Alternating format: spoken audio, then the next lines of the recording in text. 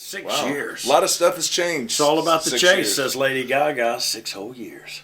Telling any stories out of school here. We're both newly sober. We've changed our lives around a lot in the past year. And so when you do that, if you want to succeed, you have to get really brutally honest with yourself. And I drive somewhere and don't remember how I got there. And the only reason I know how I got there because my truck's in a big rubble mess somewhere.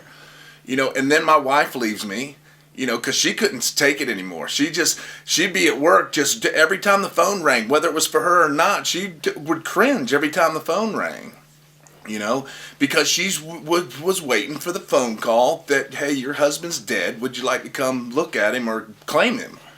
Somas, painkillers, Xanaxes, that was my second round, was just because I had legit reasons to take them.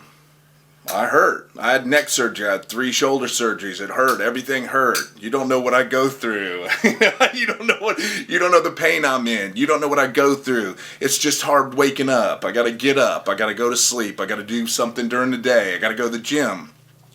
Up, down, up, down, up, down. When you're doing 130 Xanaxes in 4 days, there's something wrong with you.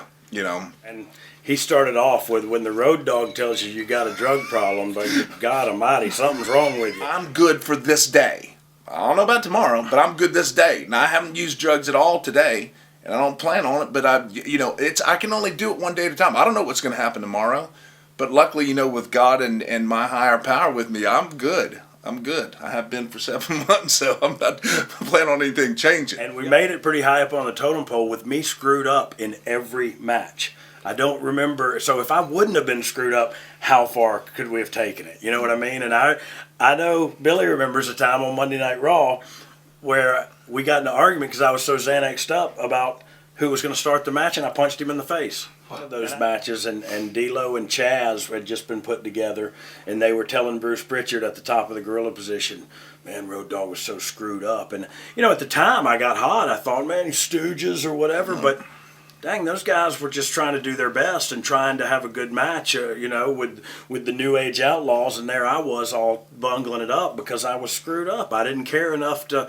put on my A game. And so every day I woke up and said, I got to buy some weed. If I didn't have pot, if I didn't have drug pills, I would drink. And when I drank alcoholically. I didn't drink because I liked liquor or beer. I drank to get screwed up, and that going through the airport is a huge trigger for me. Especially I get laid over or something on. The first thing I want to do is go to a bar. That's what I told him on the way here. Twitter saves my butt a lot of times, man, because I will get on there and just throw something out there and people start hitting me up, and it just takes my mind away from being idle and restless, and I can just, try it. I mean, I was bad. I traded all my huge necklaces for crack. I mean, I don't hide nothing, because if I hide something, whatever is in the darkness will come into the light, and that's how I live today. So I don't hide anything. I was as bad. I was hooked on Nubane. I shot it in my veins. I was hooked on that. I was hooked on crack.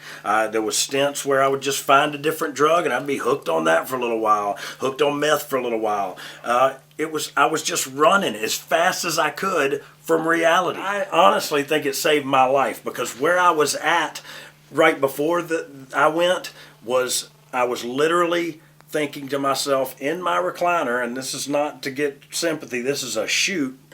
I was thinking, how can I blow my brains out with my 22 I got up there and my family not see me with my brains blown all out over the room? How can that thought went in my head 1,000,000 times. So I honestly think their wellness program saved my life. It also sent my 3 older brothers to rehab, and so it probably saved one of their lives as well. And my best friend. I guess everybody partied, but we didn't hide it too well. I didn't hide it at all. I get on my knees every morning and I pray to God, and I pray for Scott Hall every morning of my life. And I'm not telling you that so you'll think I'm cool. I'm telling you that because that's what I do.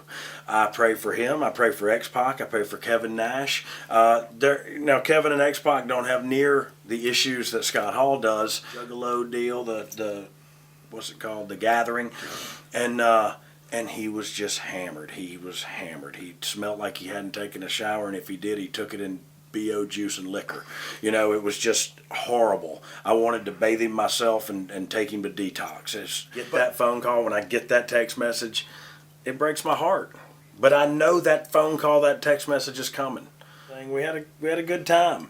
We were still both living in the pain and took pleasure in dogging Vince and Sean and Hunter a little bit on television. And, you know, looking back on all that stuff, I guess I wish I hadn't taken it so far every now and then. You know, wrestlers are horrible people. They're going to take all they can get from you and just leave the bones for the buzzards, man. And so she got hit from every angle. And now, you know, the truth is they ain't going nowhere. People always say, well, they're going to close up shop. They ain't going nowhere. They got international stuff. They got stuff that fans don't even know about, irons in the fire. They got money till the power runs out, and the power ain't running out. You know what I mean? Awesome. Wait till the DVD comes out. He's a liar. I never appreciated Billy Gunn so much in all my life. I mean, that's where all the good stuff comes from. That's where Oh You Didn't Know come from. I was trying to make one guy laugh, Brian Lee, the Underfaker. I was trying to make him laugh. Now there's 12,000 people watching, but I didn't give a crap about them. I was trying to make old boy laugh back here. And I called JR because I treated JR horribly when I was up there. Talked to him like a dog. So there were certain people that I needed to look in the eyes and apologize to, and I did that. And that and the fact that I inducted my father into the Hall of Fame, and the whole world got to watch it. That was a good weekend for me. And he asked me one time, what's wrong? How come I'm not getting over? When I was an agent in TNA, and he said, I just don't know what to do. I walk out there and I don't get no reaction. I said, well, Chris, that never happened to me.